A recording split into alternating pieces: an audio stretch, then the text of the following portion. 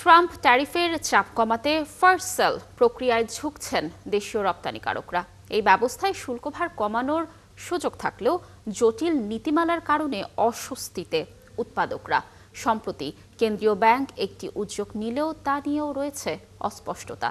বিশেষজ্ঞদের মতে যুক্তরাষ্ট্রে রপ্তানি বাড়াতে সহজ করতে হবে ফার্স্ট সেল নীতিমালা। রাকিব হোসেনের report. Colour expert, George sap এবং মাইল্ড অন হ্যান্ডস টেকনোলজি সমৃদ্ধ অরিক্স ক্রিস্টাল ওয়াশ আপনার লন্ড্রি এক্সপার্ট। রপ্তানি পণ্যের প্রায় 60% মার্কিন বাজারে পাঠায় পোশাক খাতের শীর্ষস্থানীয় প্রতিষ্ঠান স্প্যারো গ্রুপ। এর মধ্যে 2/3 যাচ্ছে ফার্স্ট সেল প্রক্রিয়ায়। মূলত ক্রয়াদেশ পাওয়া পণ্য অন্য কারখানায় উৎপাদন করে কেবল উৎপাদিত মূল্যের উপর শুল্ক আরোপের প্রক্রিয়াই হলো ফার্স্ট সেল।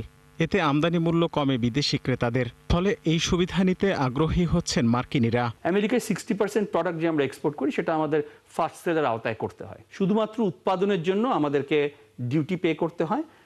কনসাল্টিং এবং সার্ভিস ওরিয়েন্টেড যে ব্যাপারটি আছে সেটির জন্য আমেরিকান সরকার কোনো ডিউটি আমেরিকাতে দিতে হয় না। কিন্তু দেশে ফার্স্ট সেল প্রক্রিয়া বন্দী জটিল নীতিমালার বেড়া জালে।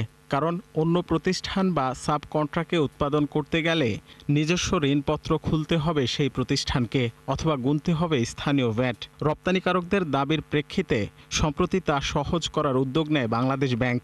তবে তাতেও জটিলতা দেখছেন উদ্যোক্তারা। উৎপাদনকারী প্রতিষ্ঠান ইনসেন্টিভ পাবে, এটা তো কেমন করে পাবে? কারণ রিয়ালাইজেশন হলো সম্পূর্ণভাবে রপ্তানিকারক প্রতিষ্ঠানের নামে। তো রপ্তানিকারক প্রতিষ্ঠানই উৎপাদন করলো, তো রপ্তানিকারক প্রতিষ্ঠান উৎপাদন করলো, কিন্তু আমি কাঁচামাল আমদানি করেছি অন্য একটি প্রতিষ্ঠানের নামে। তো এটিতে একটা মিসম্যাচ হয়ে যাবে। এই মিসম্যাচটা আমরা কিভাবে ম্যাচ করবো এটি এখনো এসআরওতে ক্লিয়ার না। বর্তমানে যুক্তরাষ্ট্রের পিভিএইচ, ভিএফ, এইও সহ বড় ক্রেতা প্রতিষ্ঠানগুলোর বেশিরভাগ ক্রয়াদেশ ফার্স্ট সেল পদ্ধতিতে। সংশ্লিষ্টরা বলছেন নীতিমালা সহজ করা গেলে মার্কিন ক্রেতাদের আকর্ষণ বাড়বে বাংলাদেশে।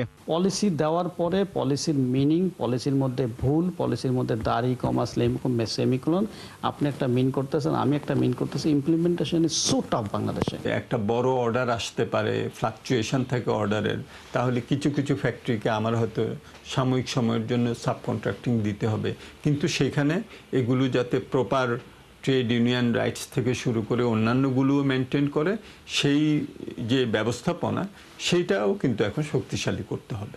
সবশেষ অর্থবছর যুক্তরাষ্ট্রে $7.5 বিলিয়ন পোশাক রপ্তানি হয়। রাকিব হোসেন, 71, ঢাকা।